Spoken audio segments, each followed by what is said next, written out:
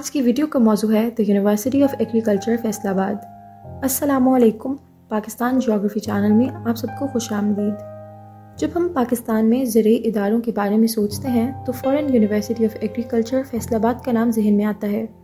زمین کے سائز کے لحاظ سے پاکستان کی سب سے بڑی یونیورسٹیوں میں سے ایک ہونے کے ناطے فیصل آباد میں یونیورسٹی آف ایگریکلچر UAF کی بنیاد 1906 میں سر لوئی ڈین نے رکھی تھی اور اس کا نام لائل پور میں Punjab agriculture college and research institute رکھا گیا تھا۔ لائل پور فیصل آباد کا 1977 سے پہلے پرانا نام تھا۔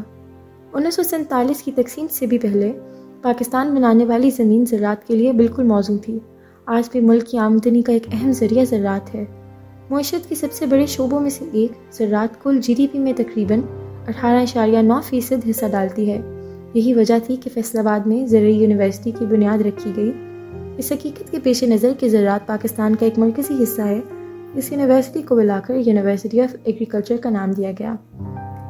تقریباً ایک صدی قبل اس کے افتتاح کے بعد سے راستے میں چند رکاوٹوں کے ساتھ، جیسا کہ 1913 میں داخلوں میں تیزی سے کمی اس قدر کہ یونیورسٹی اسے مکمل بیچ بھی قرار نہیں دے سکتی تھی، موافقت کرتے ہوئے اس کے ارد گرد بدلتی دنیا کے لیے ادارہ واپس اچھال گیا اور تیزی سے پھیل گیا۔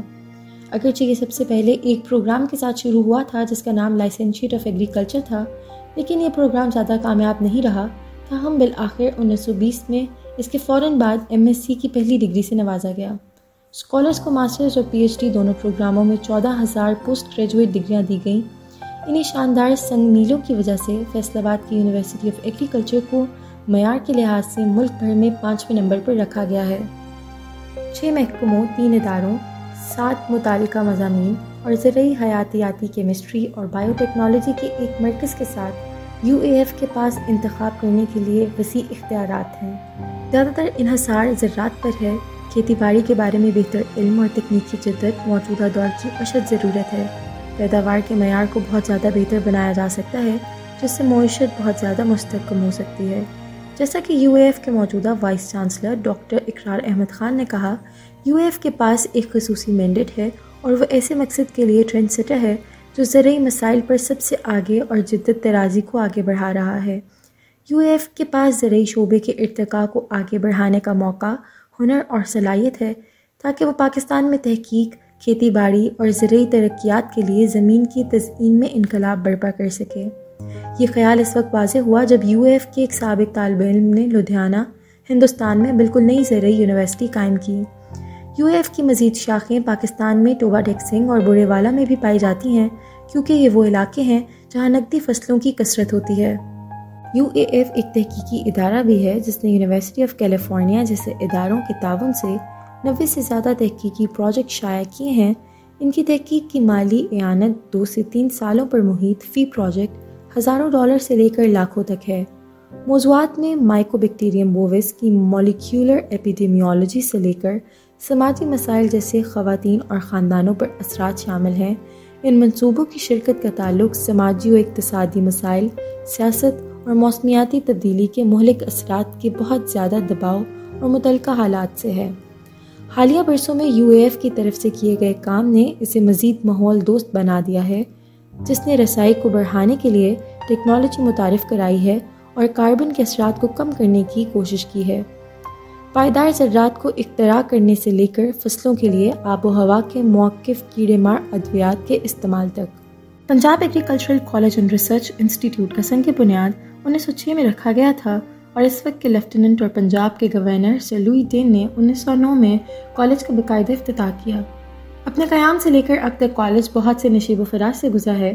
اس کا آغاز زراعت، کیمسٹری اور زرعی کیمسٹری، فزکس، نباتیات اور زرعی نباتیات، زولوجی اور انٹمالوجی، ریاضی، زمینی سروے اور ویٹنری میں لیکچرز اور پریکٹیکل کلاسز کا احاطہ کرنے والے لائسنشیٹ آف ایگریکلچر کے 3 سالہ کورس کے ساتھ ہوا۔ چند سالوں کے تجربے نے اس نظام کو غیر تسلی بخش ثابت کیا۔ کالج میں داخلے کے خواہش مند طلباء کی تعداد میں کمی آنے لگی اور 1913 میں ایک بحران آیا جب کوئی نئی کلاس نہ بن سکی۔ ان حالات میں 1913 میں کوئمبٹور انڈیا میں منعقدہ اس کے جلسے میں بورڈ آف ایگریکلچر کی سفارشات کی پیروی میں زراعت میں لائسنشیٹ آف ایگریکلچر کے 4 سالہ ترمیم شدہ کورس کو اپنایا گیا۔ یہ کورس 2 حصوں پر مشتمل تھا۔ پہلا حصہ زراعت میں سادہ عملی ہدایات اور سائنسی مضامین کی ابتدائی کورسز پر مشتمل تھا۔ جبکہ دوسرا حصہ زراعت سے منسلک سائنسز کے منظم کورسز سے متعلق تھا۔ پہلے حصے کے امتحان کے اختتام پر کامیاب امیدواروں کو چھوڑنے کا سرٹیفکیٹ ملتا تھا اور وہ محکمہ زراعت میں نچلے درجے کی نوکریاں اور اسٹیٹ مینیجر جیسی آسامیوں کے لیے اہل ہوتے تھے۔ اس کورس کے دونوں حصوں کو مکمل کرنے والے امیدواروں کو زراعت میں ڈپلومہ آف لائسنشیٹ سے نوازا گیا۔ یہ کورس 1914 سے شروع ہوا، 1920 تک جاری رہا۔ 1917 میں پوسا انڈیا میں منعقدہ ایک کانفرنس میں منظور کردہ قرارداد کے نتیجے میں کالج کو بی ایس سی ایگری کی 4 سالہ ڈگری کے لیے پنجاب یونیورسٹی سے الحاق کیا گیا اور پہلے بیچ کو بی ایس سی 1921 میں ڈگری دی گئی۔ تاہم پہلے 2 سالوں کے اختتام پر چھوڑنے کی سرٹیفکیٹ کے لیے ایک شرط، جیسا کہ پہلے عمل کیا جاتا تھا، ان لوگوں کے لیے برقرار رکھا گیا جو ڈگری لینا نہیں چاہتے تھے۔ تاہم طالب علم کی سرٹیفکیٹ کلاس چھوڑنے میں دلچسپی وقت کے ساتھ کم ہوتی گئی اور 1941 میں اس پروگرام کو بند کرنے کا فیصلہ کیا گیا۔ کالج کو ایم ایس سی کے لیے پنجاب یونیورسٹی سے الحاق ملا۔ ایگری کی ڈگری 1923 میں پہلے ایم ایس سی ڈگری 1928 میں دی گئی تھی۔ اصل میں ایم ایس سی ایگریکلچر خلاصتاً ایک تحقیقی ڈگری تھی، لیکن موضوع کی نظریاتی تفہیم کی اہمیت کو سمجھتے ہوئے ڈگری پروگرام میں کورس ورک کو بھی شامل کرنے کا فیصلہ کیا گیا۔ کالج نے پی ایچ ڈی کی ڈگری کے لیے پنجاب یونیورسٹی سے الحاق بھی کیا اور 1944 میں پہلی ڈاکٹریٹ کی ڈگری دی گئی۔ 1947 میں آزادی کے بعد حکومت پاکستان نے قومی کمیشن برائے خوراک اور تعلیم کا تقرر کیا تاکہ اس کے تمام اثرات موجودہ زرعی نظام کا جائزہ لیا جا سکے اور ہماری زرعی وسائل کی مکمل صلاحیت کو فروغ دینے کے لیے اقدامات کیے جائیں۔ کمیشن نے ایک زرعی یونیورسٹی کے قیام کے لیے پرزور استدعا کی جو کہ زراعت میں تحقیق اور تعلیم کو فروغ دینے میں زیادہ بھرپور کردار ادا کر سکے۔ ان سفارشات کے مطابق یونیورسٹی آف ایگریکلچر فیصل آباد کو 1961 سے 1962 میں سابقہ Punjab agriculture college and research institute کو اپ گریڈ کر کے قائم کیا گیا اور فیکلٹی آف ایگریکلچر کا آغاز براہ راست پرانے پنجاب ایگریکلچر کالج سے 1961 میں ہوا۔ یہ جنوبی ایشیا کی علم بردار اور قدیم ترین زرعی ادارہ ہے۔ University B S C, B Ed, B S C honours, M Ed, M S C honours, M Phil اور ایم ایس سی اور پی ایچ ڈی کی ڈگری کی پیشکش کر رہی ہے۔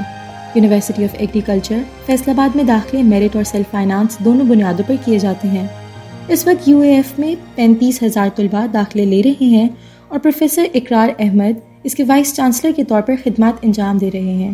یو اے ایف کی بنیاد غیر منقسم پنجاب میں 1906 میں زرعی تعلیم کے پہلے بڑے ادارے کے طور پر رکھی گئی تھی۔